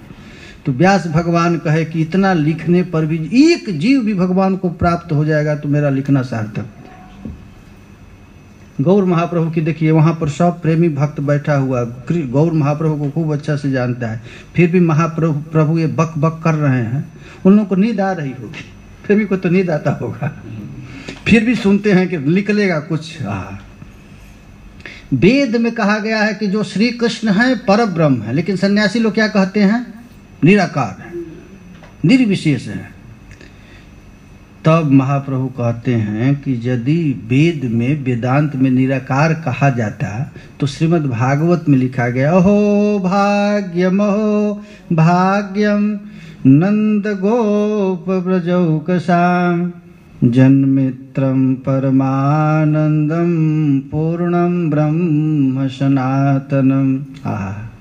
ये श्री कृष्ण को भागवत भगवान कहते हैं कि पूर्ण ब्रह्म सनातनम। ये श्री कृष्ण कौन है? तो पूर्ण है, ब्रह्म है और सनातन है। और भाग्यशाली इन ब्रजवासियों को तो देखो, उन श्री कृष्ण के कंधे पर गलबहियां दे करके चल रहा है। जन्मित्रम परमानंदम पूर्णम ब्रह्म सनातनम। ये ब्रजवासी कितने बड़भागी हैं, इनकी भाग्य की देखो तो सही।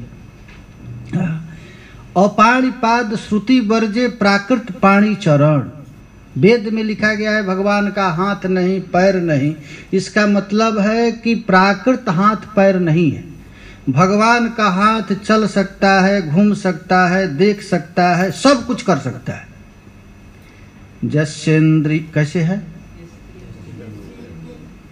कही अंगानि जस्य सकलेन्द्रिय वृत्तिमन्ति पश्यन्ति पान्ति कलयन्ति चिरं जगन्ति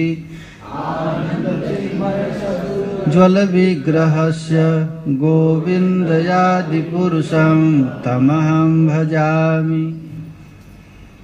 अर्थात जस्य, जिनका प्रत्येक इंद्रिय प्रत्येक कार्य कर सकता है।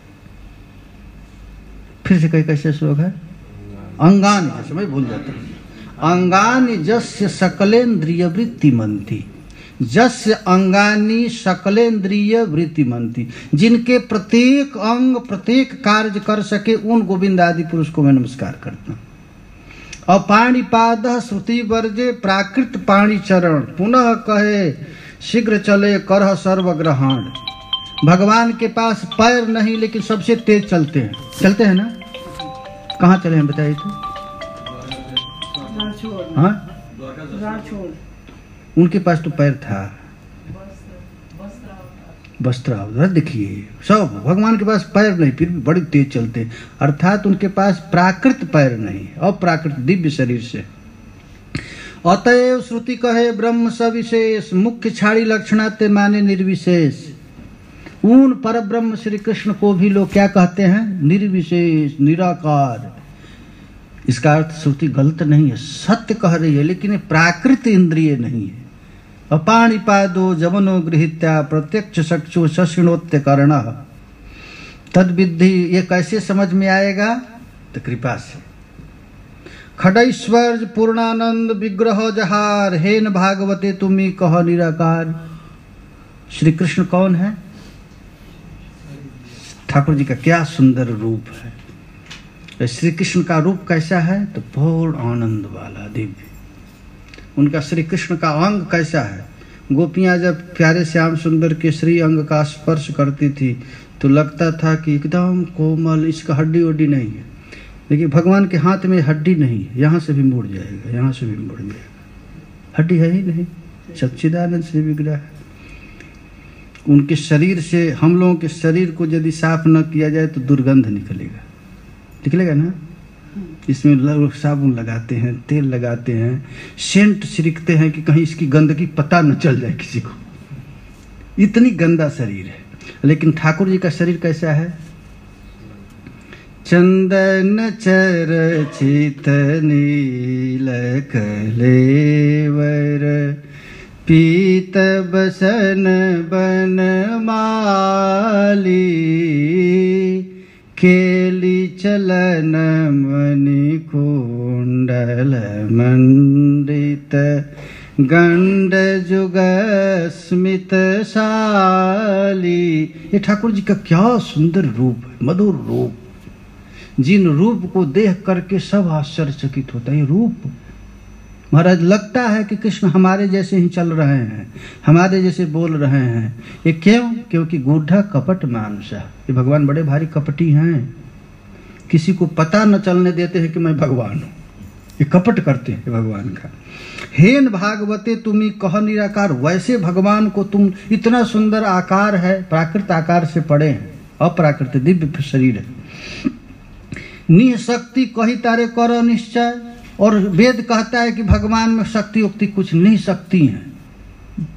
और शास्त्र में कहा गया है निशक्ति माने प्राकृत शक्ति से परे हैं। उनका शक्ति कैसा है? तो दिव्य शक्ति है। भगवान की तीन शक्ति है ना। कृष्णेरव अनंत शक्ति ताने ताते तीन प्रधान, जीव शक्ति, छी शक्ति और माया शक्ति। भगवान की 3 शक्ति है। विष्णु शक्ति परा प्रोक्ता क्षेत्रज्ञा तथा परा अविद्या कर्म संज्ञान्या तृतीया शक्ति ऋष्यते। भगवान की 3 शक्ति है। एक है चित्त शक्ति। चित्त शक्ति माने राधा रानी, जिनके बस में ठाकुर जी रहते हैं। और एक शक्ति है जीव शक्ति। जैसे हम लोग अनंत कोटि जीव हैं, ये किसके शक्ति हैं? भगवान की। ममई वांसो जीव लोके जीव भूतः सनातन। और एक शक्ति है बहिरंगा शक्ति, जिसको दुर्गा देवी कहते हैं। ये 3 शक्ति है। तीनों शक्ति का 3 काम है। राधा रानी की फिर 3 शक्ति है, संधिन, संवित और आह्लादनी। इसको कहते हैं सतचित आनंद। संधिन, संवित और आह्लादनी, ये 3 शक्ति है। और हम लोग भी एक शक्ति हैं ठाकुर जी की, लेकिन हम लोग तटस्थ हैं। कभी माया के अधीन हो जाते हैं, ये जीवाधीन, और कभी राधा रानी के अधीन हो जाए, ये तट पर स्थित है। और एक जड़ शक्ति है, जड़ माया, जिसको कहते हैं जड़ आत्मिका माया। तो उससे बड़े हैं हम लोग। हम लोग माया से बड़े हैं, पता है कि नहीं आप लोगों को? हम लोग माया से बड़े हैं, क्योंकि माया जड़ रूपा है और हम लोग चित्त रूपा है। हम लोग तो चाहे राधा रानी का संग कर ले तो माया से बड़े हो जाएंगे, लेकिन हम लोग जड़ के अधीन हो जाते हैं। जड़ माने जानते हैं ना? पैसा के अधीन हो जाते हैं। पैसा के बिना कैसे काम, ये जड़ के अधीन। हम देखते हैं बड़े बड़े महात्मा भी कहते हैं पैसा के बिना कैसे काम चलेगा। यही है माया भगवान की। ये नहीं कहता है परमेश्वर के बिना कैसे काम चलेगा। पैसा नहीं रहेगा तो कैसे होगा। पैसा क्या है? जड़। आप नोट से कितना भी प्यार करो यार, लेकिन नोट आपसे थोड़ा सा भी प्यार नहीं करेगा, जानते हैं कि नहीं? लेकिन हम लोग जड़ से, जड़ 3 शक्ति है भगवान की, अतरंगा शक्ति, बहिरंगा शक्ति और तटस्था शक्ति। ये जीव शक्ति तट पर स्थित है, कभी राधा रानी के अधीनस्थ हो जाता है और कभी बहिरंगा माया शक्ति के। कभी सोचता है कि बिना माया का काम नहीं चलेगा, और वही जब सच्चिदानंद स्वरूप भगवान की चिदंश में जब हो जाता है तो अप्राकृत दिव्य गुणों से विभूषित हो जाता है।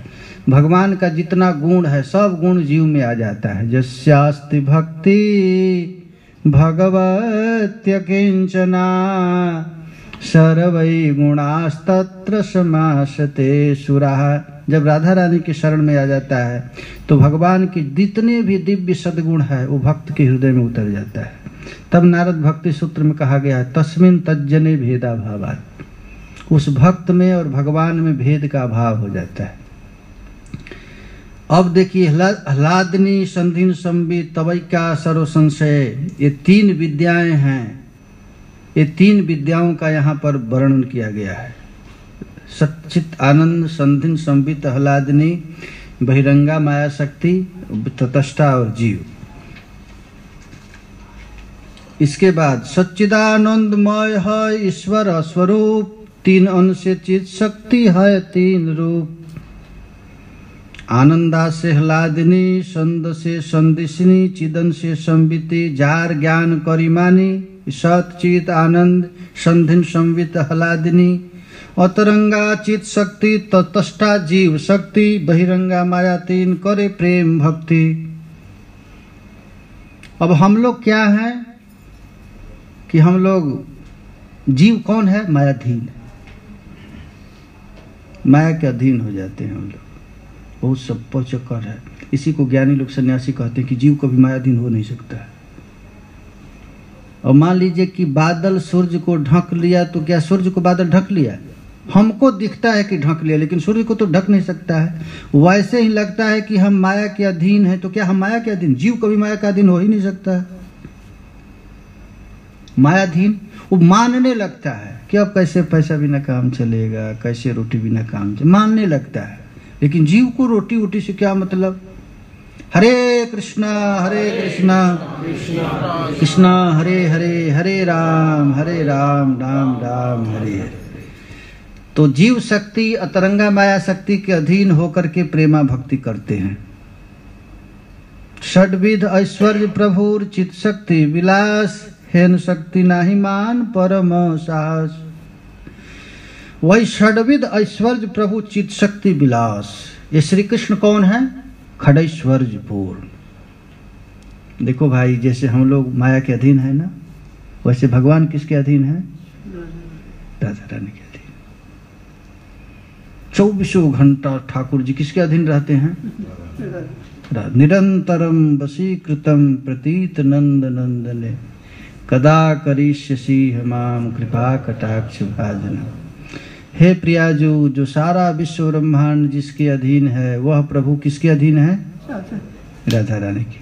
और इसको लोग खराब मानते हैं कि राधा रानी की क्यों? अरे राधा रानी के अधीन नहीं रहेंगे तो कहाँ रहेंगे वो? जैसे हम लोग 24 घंटा किसके अधीन है? 24 घंटा माया के अधीन है एकदम, सुबह से शाम तक एकदम। बिना माया का काम चलेगा नहीं। माया माने जानते हैं ना? माया माने हवा, पानी, आकाश, ये सब माया है। एकादश स्कंद में पूछा गया कि माया किसको कहते हैं, तो आकाश माया है, हवा माया है, पानी माया है, अग्नि माया है, जल माया है। तो माया के अधीन ही है हम लोग। सारा संसार मायाधीन है। भक्त कहता है प्रभु मैं आपका माया देखना चाहता। तो भगवान कहते चुप, माया मत देख। माया कहीं देखने की चीज है? भक्त कहता है नहीं, हमको एक बार माया दिखा दीजिए। मार्कंडेय जी माया देखे थे ना, देखते रह गए बस। ये माया से कोई पार नहीं पा सकता है। माया अति बरजोर बरजो ब्रजराज किशोर। माया से नाथ कोई पार नहीं पा सकता है। केवल श्री कृष्ण से ही डरती है माया। ठाकुर के सामने माया आने में शर्माती है, आ नहीं सकती है।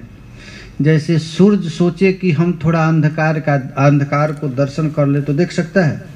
सूरज के भाग में अंधकार है ही नहीं। उसी तरह श्री कृष्ण के भाग में माया नहीं।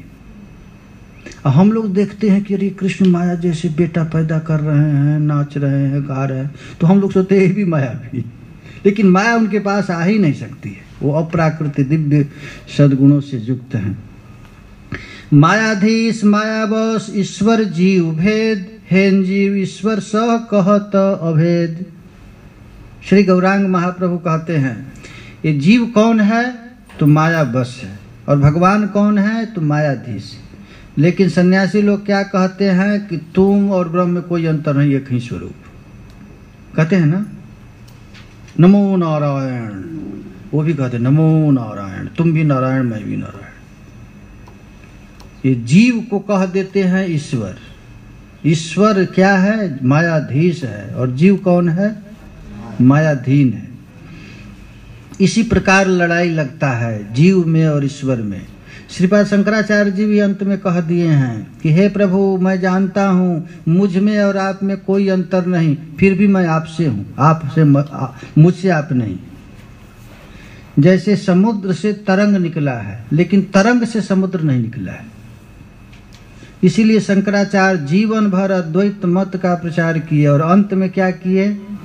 भज गोविंदम भज गोविंदम गोविंदम भज मूढ़मते भज गोविंदम भज गोविंदम गोविंदम भज मूढ़मत। जीवन भर अद्वैत मत का प्रचार किए, लेकिन अंत में कहे कि बाप रे बाप, असली बात तो बता देना चाहिए। अरे भाई, जिसको आराधना शिव जी करते हैं, ब्रह्मा करते हैं, वो प्रभु हैं।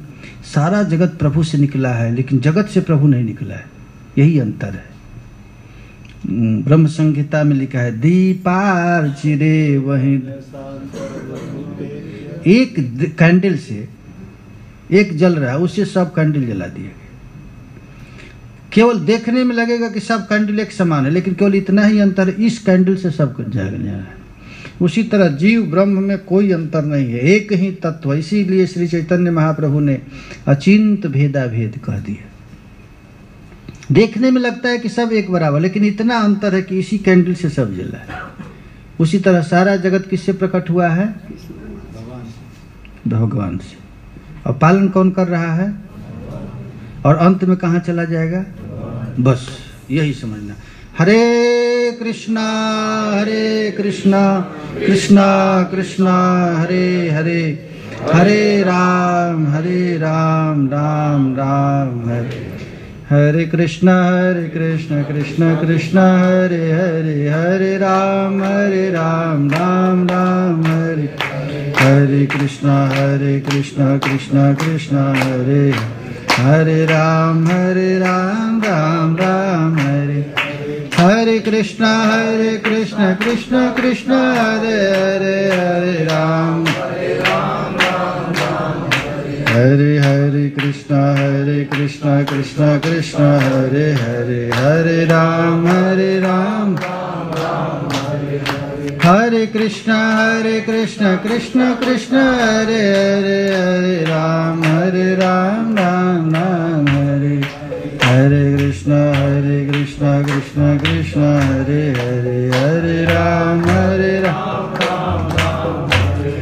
कुरु जदुनंदन चंदन शिशिर करेण तरेण पयोधरे, मृगमद चंदन भव मंगल कलश सहोदरे, निजगाद साजदुनंदने क्रीडति हृदयानंदने। हरे कृष्णा कृष्णा हरे हरे, हरे राम हरे हरे कृष्णा कृष्णा हरे हरे, हरे राम राम हरे। हरे कृष्णा कृष्णा हरे हरे, हरे राम पतित पावन श्री हरिनाम महाराज की। श्री गौरांग महाप्रभु सार्वभौम भट्टाचार्य से इतना माथा पेचिश कर रहे हैं केवल इसीलिए कि वो गीत गोविंद में आ जाए, बस एक ही लक्ष्य, प्रेम में आ जाए। क्या है मार पिटाई झगड़ा ब्रह्म निर्विशेष है कि सविशेष है, उससे क्या मतलब है? गोपियां ही श्री कृष्ण के ऐश्वर्य को पूर्ण रूप जानती हैं और कोई नहीं जानता है। भगवान कहते केवल मुझको ब्रज गोपियां ही जानती, न अर्जुन जानता है, न ब्रह्मा जानता है, न शिव जानता है। और गोपियों के पास भगवान एकदम प्राकृत लीला करे, साधारण गो बालकों करे, कभी मक्खन दो कभी मार देती है जब पर, लेकिन उसका महत्व जानती है। इसीलिए सार्वभौम भट्टाचार्य जैसे एक कर्कश सन्यासी विद्वान को खींच रहे हैं और उसको कह रहे हैं कि अब तुम बस कुरु जदुनंदन। वो कृष्ण क्या कर रहे हैं?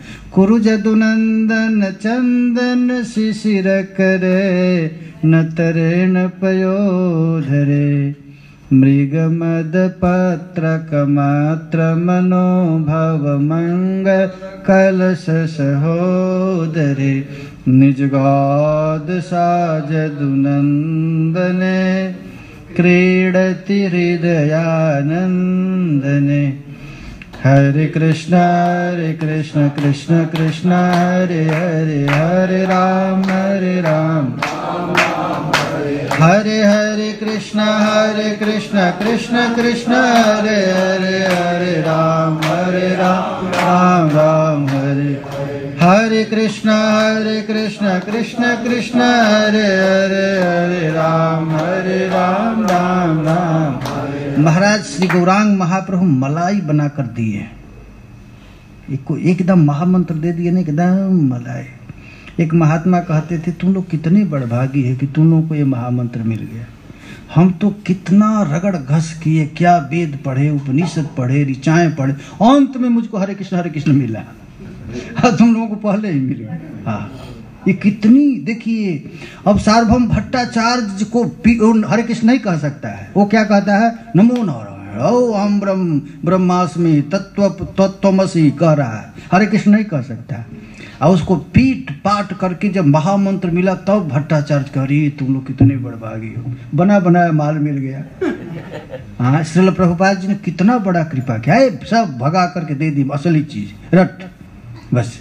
हरे कृष्णा कृष्णा हरे हरे राम राम हरे हरे कृष्णा कृष्णा कृष्णा हरे हरे, हरे राम राम राम हरे। श्री गौरांग महाप्रभु नवद्वीप के गलियों में छोटे छोटे बच्चों को लेकर के महामंत्र का कीर्तन करते थे, तो बड़ी बड़ी दिग्गज विद्वान अपना पोथी को पटक देता था, अरे हम लोग तो इसमें आनंद खोज रहे हैं, असली आनंद तो ये ले रहा है। और सब पोथी पकड़ा फेंक करके वो महाप्रभु के साथ नाचने लग जाते थे। तो महाप्रभु असली लेकर आए माल देते हैं। किसको दे रहे हैं? तो सांप को, बिच्छू को, हाथी को, हरिन को, अरे जगाई मधाई जैसे पापियों को दे रहे हैं। और कितना मेहनत लग रहा है इसको देने में भट्टाचार्य को। इसको भी यही देना चाहते हैं, बस प्रेम देना चाहते हैं, लेकिन इसके लिए कितना लड़ाई कर रहे हैं महाप्रभु। देखिए, हरे कृष्णा कृष्णा कृष्णा हरे हरे, राम राम राम हरे, हरे कृष्णा कृष्णा कृष्णा हरे हरे, हरे राम भजित पावन श्री हरिनाम महाराज की, जुग धर्म प्रवर्तक श्री गौरांग महाप्रभु की जय। जय श्री राधे निताय गौर हरि।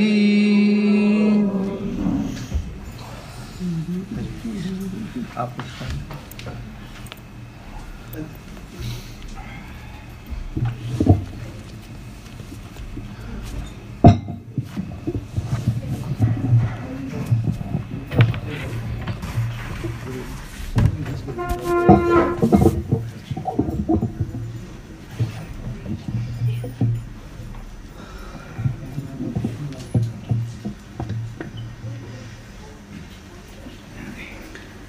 श्री राधे श्री राधे, प्रियाजू प्रियाजू प्रियाजू प्रियाजू प्रियाजू। श्री राधे मेरी स्वामिनी, मैं राधे को दास, जन्म जन्म मोह दीजियो, श्री वृंदावन में वास। सब द्वारन को छोड़ कर आई तुमरे द्वार, अहो वृषभानु की लाडली निक मेरी और निहार। बरसाने की राध के नंदगाम के शाम, इनके चरणन में करूं कोटि कोटि प्रणाम। श्री सद्गुरुदेव चरणों में कोटि कोटि बार प्रणाम, महाराज जी के चरणों में प्रणाम। पधारे हुए जिज्ञासु भक्त वृंदों के हृदय में श्री श्याम सुंदर श्री किशोरी जी के चरणों में कोटि कोटि बार प्रणाम। अहो सौभाग्य है, भाग्य है श्री किशोरी जी की अपार कृपा, गौर हरि महाराज जी की कृपा, जिनके कारण इनके सानिध्य में बैठकर जय जय के, इनकी छत्रछाया में बैठकर भगवत चिंतन हो रहा है। जीव का एक ही लक्ष्य है, भगवत प्राप्ति। इन केन प्रकीर्ण कैसे भी भगवत प्राप्ति हो जाए। और सबसे बड़े दानी होते हैं गुरुदेव। कोई अन्न का दान करे तो कुछ समय के लिए ही है, वो कार्य करता है, तृप्ति देता है। लेकिन सद्गुरुदेव ऐसे हैं, महापुरुष ऐसे हैं, कितना बड़ा दान करते हैं। इनके ऋण से कभी ऋण नहीं हुआ जा सकता। भगवान नाम का दान, भगवान चिंतन कराते हैं, एक जन्म नहीं अनंत अनंत जन्मों का उद्धार कर देता है। जय जय के चरणों में पुनः प्रणाम। आज वेदांत की चर्चा हो रही है और महाराज श्री ने कहा कि सत्य ही कहा है कि माधुर्य भाव वालों को ये भाता ही नहीं है। लेकिन फिर भी क्योंकि ब्रजांगनाओं ने श्री उद्धव जी को जो वेदांत दिया, यो योग सिखाया, वो योग आज तक श्री उद्धव जी के पास ऐसा योग ब्रजांगनों ने उनको दिया है कि उस योग को प्राप्त करके उद्धव जी पूरे हो गए। एक भाव है, हम पुनः श्री गुरुदेव के चरणों में बैठे थे कुछ समय पहले, तो उनके चरणों में बैठकर ये भाव बहुत सुंदर लगा। एक काशी में महाराज जी, काशी के गंगा तट पर एक संत की कुटिया थी। उन संत जी के चरणों में एक उनका शिष्य रहता था। वे उनको वेदांत पढ़ाते थे शिष्य को। शिष्य ने आकर गुरुजी से पूछा कि गुरुदेव, मैं पूरा पढ़ चुका हूँ, लेकिन आप मुझे सब कुछ पढ़ाने से पहले इस ज्ञान का, इस वेदांत का निचोड़ बता दें। अब पहले निचोड़ मुझे पता चल जाए तो फिर मैं बाद में देखूंगा कि पढ़ूं कि ना पढ़ूं। तो गुरुदेव मुस्कुराए, उन्होंने कहा समय आने पर अपने आप पता चल जाएगा कि उन ज्ञान का, इस विद्या का क्या निचोड़ है। कुछ समय बाद एक रात्रि में गुरुदेव ने अपनी पुस्तक दी, उस शिष्य को बुलाया, बस ये पुस्तक लो और भीतर कक्ष में जाकर मेरे तख्त पर रखाओ। आज्ञा मिली तो शिष्य भीतर गया पुस्तक लेकर। जब तख्त पे रखने लगे तो भयभीत होकर डर के मारे दौड़ते हुए गुरुजी गुरुजी गुरुजी गुरुजी करते लौटे। गुरुदेव ने पूछा, क्या हुआ, तुम इतने भयभीत क्यों हो, इतने डरे हुए क्यों हो, इतने सहमे हुए क्यों हो? तो उन्होंने कहा कि महाराज जी, आप जानते हो कि भीतर सांप बैठा है, मैंने सांप को देखा। तो उन्होंने बोला, सांप? कक्ष के भीतर कैसे सांप आ सकता है? सांप नहीं हो सकता कक्ष के भीतर। बोले महाराज, मैंने सांप को देखा है, भीतर सांप है। तो उन्होंने कहा, ठीक है, जो मैंने तुमको मंत्र दिया उस मंत्र का जाप करते चले जाओ, मंत्र की ध्वनि को सांप सुनेगा तो चला जाएगा। ठीक है महाराज जी। अब वो मंत्र की ध्वनि करते, मंत्र जाप करते करते भीतर गए और जाकर मंत्र जाप किया, सांप नहीं आया। तो फिर भय के मारे दौड़ते हुए आए।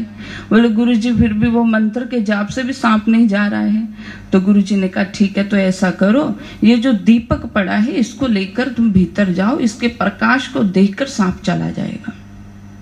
शिष्य ने कहा, ठीक है गुरुजी।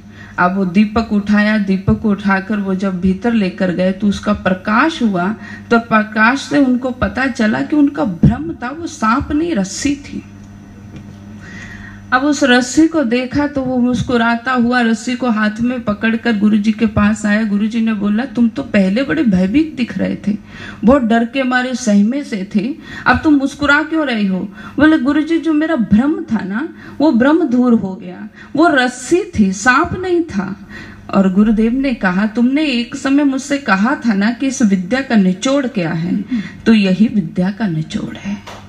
ये भ्रम क्या है? ये संसार रूपी भ्रम का जाल है। और जैसे ही प्रेम रूपी दीपक हृदय में प्रज्वलित होता है, गुरुजनों के द्वारा, भगवान आचार्य चरणों के द्वारा ये ज्ञान हृदय में प्रकट होता है। इस प्रकाश को जैसे ही हमारे हृदय में प्रकट होता है तो संसार का भ्रम मिट जाता है। और संसार का भ्रम मिटने के कारण हम ठाकुर को पहचान पाते हैं। खोजना नहीं है भगवान को, उनको केवल पहचानना है, वो हमारे अपने हैं। ज्ञान क्या है?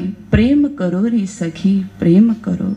इस केवल प्रेम ठाकुर से ही हो सकता है, सरकार से ही प्रेम किया जा सकता है। ये प्रेम बना ही कृष्ण के लिए है, ये कृष्ण ही प्रेम है और प्रेम ही कृष्ण है, कृष्ण ही प्रेम है। प्रेम करो रे सखी, प्रेम करो, प्रेम करो रे प्रिया, प्रियतम से प्रेम करो। जिस दिन ये प्रेम रूपी प्रकाश हमारे हृदय में दीपक प्रज्वलित हो जाएगा, उसी दिन इस संसार रूपी भ्रम से हम बाहर निकल जाएंगे। यही वेदांत का निचोड़ है, यही ज्ञान का निचोड़ है, यही विद्या का निचोड़ है। इसी के साथ वाणी को विश्राम देती हूँ। आचार्य चरणों में पुनः प्रणाम, जय जय के चरणों में प्रणाम। प्रेम से बोलिए जय श्री राधे।